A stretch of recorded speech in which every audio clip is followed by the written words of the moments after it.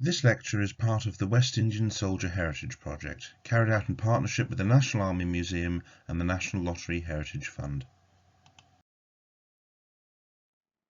The American Revolution in the Caribbean, defending the British West Indies between 1776 and 1782. When the 13 colonies in North America rose in rebellion against Britain, it had a disastrous effect on the British West Indies. As the economy of the Caribbean was almost exclusively focused on the production of cash crops such as sugar and coffee, the islands were thus heavily reliant on food imports from North America. With the outbreak of hostilities, this food supply was cut off. Although efforts were made to increase the amount of food exported from Britain and Ireland, it was not possible to match the former imports from the American colonies. This led to widespread famine on many islands, which particularly affected the slave population. This led to many deaths, with an estimated fifth of the slave population of Antigua dying during the war, and 5,000 slaves dying on Barbados between 1780 and 1781 alone. This was by no means the only effect that the revolution had on the British West Indies, as violence also spread to the region quickly. An American force successfully raided Nassau, the capital of the Bahamas, on the 3rd of March 1776, capturing large amounts of ammunition and other stores to aid in their efforts. The real conflict in the Caribbean would not begin until 1778, when France, allied with the American revolutionaries, declared war on Britain. Seeking, as in previous wars, to undermine the British position in the Caribbean, in September that year, a French army led by the Marquis de Bouillé successfully attacked and captured the lightly defended island of Dominica. This was not a major loss for the British, but such an action had to be met with a response. This was not, however, to be the recapture of Dominica, but of a more significant French prize, St. Lucia. A force under the command of Major General James Grant of some 6,000 men was withdrawn from New York in North America and was sent via Barbados to St. Lucia. The withdrawal of such a significant number of men showed the importance that was placed on the British Caribbean colonies, to the extent that Britain was forced to abandon Philadelphia in order to send the required number of men to the Caribbean. The invasion force arrived at Cul-de-Sac Bay, St. Lucia, on the 12th of December 1778. The men were landed at once, capturing a French gun battery, opening the way to Castries Bay to the north. The remaining troops were landed successfully the next day, and by late afternoon a force led by Brigadier General Prescott had successfully captured Morne Fortune. The British continued onward, with a force under Brigadier William Meadows capturing the Fiji Peninsula, where many forts, batteries and magazines were located. As the British secured their location, the remaining French garrison fled into the island's interior. They would, however, soon receive reinforcements from Martinique. As can be seen on this map detailing the various actions and troop movements, the French landed to the north of Castries Bay at Choc Bay with the aim of dislodging the British forces at the Fiji. This would have allowed the French access to Castries Bay. The forces at the Fiji were some of the most experienced troops in the British Army, being veterans of such battles in North America as Fort Washington, Brandywine and Bunker Hill. William Meadows, their commander, had also fought in the 7 Years' War and was very experienced. Meanwhile, their attackers were largely raw troops. The French began their attack on the morning of the 18th, attacking the light companies near the Fiji's northwestern shore. The experiences of the British troops in North America had taught them a different way of fighting from the large, set-piece battles of Europe, adopting looser formations and engaging in skirmishing tactics. Using these techniques, the light companies successfully harried the French forces sent against them, managing to rout one battalion before they were forced to withdraw to the British lines. As the French columns advanced against them, the British had the benefit of the relatively thin neck of the peninsula, which forced the French to crowd together and thus present an easier target. The French made 3 charges towards the British, but were driven back thanks to Meadows utilising cannons that the British had captured during the initial invasion.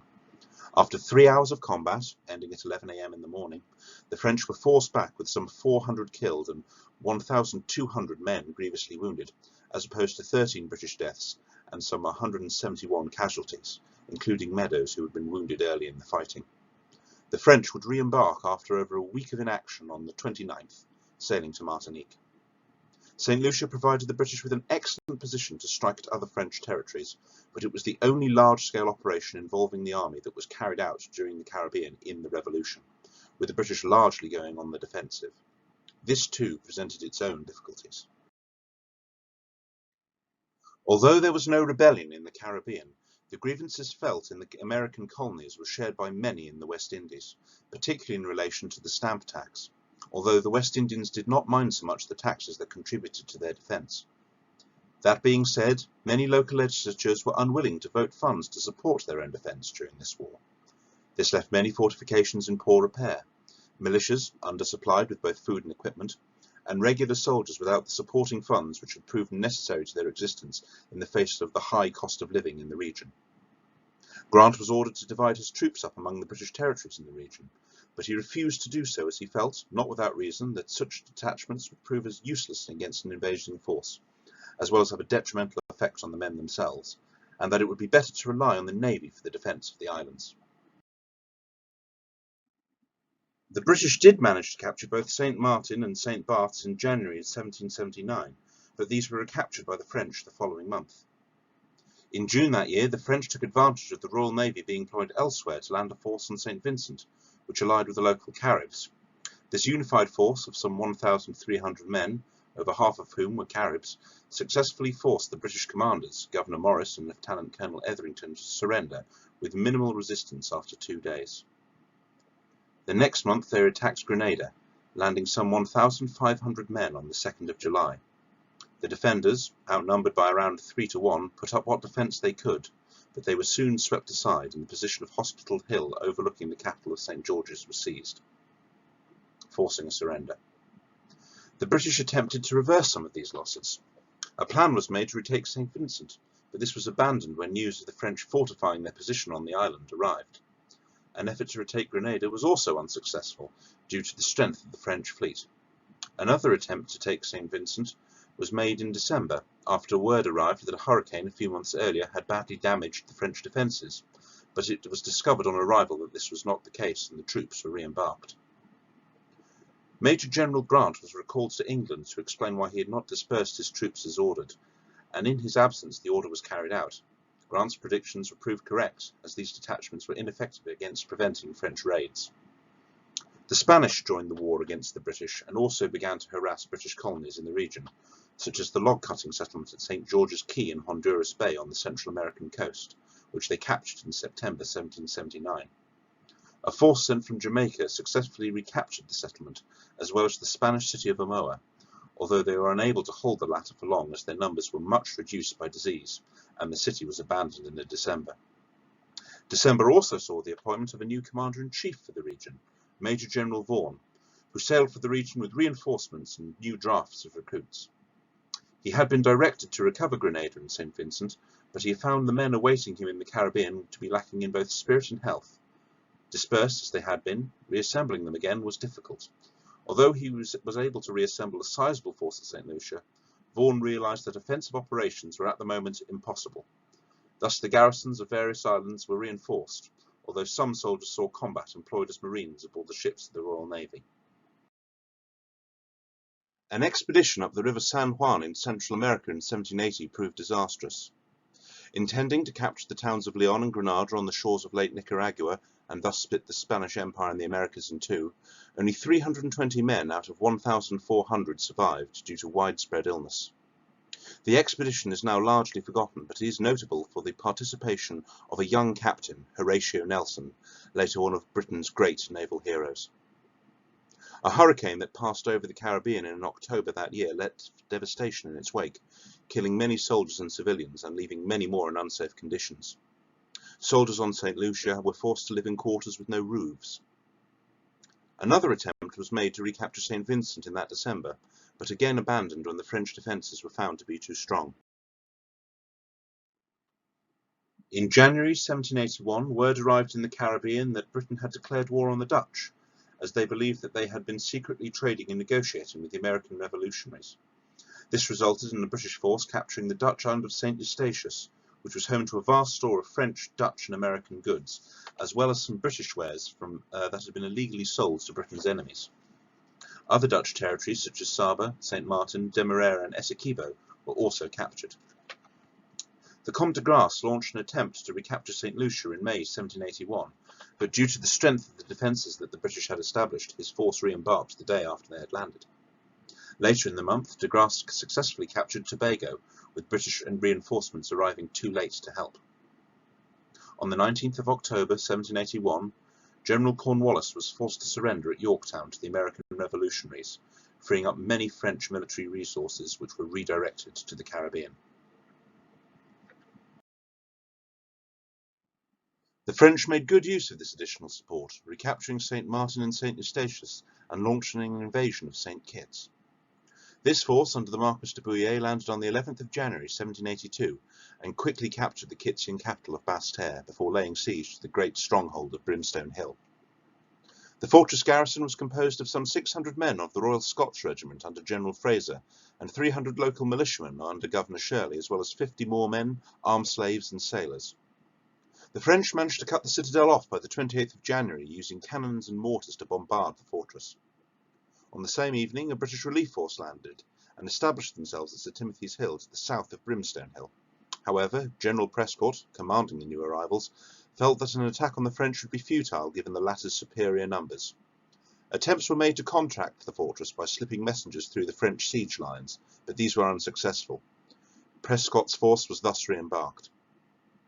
By the beginning of the second week of February, it was clear that the defenders were in trouble, and on the evening of the 12th of February, Governor Shirley and the Marquis met to discuss terms. This led to the defenders surrendering, being allowed to march out through one of the breaches in the fortress's defences with the full honours of war. Having secured St. Kitts, the neighbouring island of Nevis also came under French control. Also that February, the French were able to recapture Demerara and Essequibo on behalf of their Dutch allies, as well as the British island of Montserrat. Admiral Rodney, returning to the Caribbean after a time in England, intercepted and defeated a combined Franco-Spanish fleet at the Battle of the Saints on the 9th of April 1782. This victory broke the power of both nations in the Caribbean and prevented them from launching an invasion of Jamaica. This did not, however, prevent a joint Spanish-American force capturing the Bahamas on the 6th of May, when the British governor, John Maxwell, surrendered after realising he was heavily outnumbered. The Treaty of Paris in 1783 resulted in an American independence, and the British were forced to reach agreements with both France and Spain. The majority of the British Caribbean territories that had been captured during the war returned to them. The French also had St. Lucia returned to them, and they also retained Tobago. Despite the peace negotiations, there was one final invasion to be carried out. An American loyalist called Andrew Devoe from South Carolina decided to attempt the recapture of the Bahamas, unaware that the islands were to be returned to Britain by treaty. Funding the expedition himself, Devoe and his supporters landed on New Providence Island on the 14th of April 1783 and successfully captured Fort Montague. The Spanish governor informed Devoe that the Bahamas were to be returned to Britain, but Devoe refused to believe him, although he used a few days of the ceasefire to manoeuvre himself into a more favourable position in order to assault Fort Nassau. Through a series of ruses, such as using figures made of straw and repeatedly ferrying the same men to shore in boats, he was able to convince the Spanish that he had a significantly larger force than he actually did. These deceptions convinced the Spanish to surrender to Devoe's force on the 18th of April. Many historians believe that the diversion of resources to protect the West Indian Islands is what ultimately cost Britain the North American colonies. Whilst this war had proved to be largely unsuccessful for Britain, the next war, a decade later, would be very different. For more information about this topic, as well as the history and heritage of the Caribbean and the work of the West India Committee, please visit us at westindiacommittee.org. Thank you.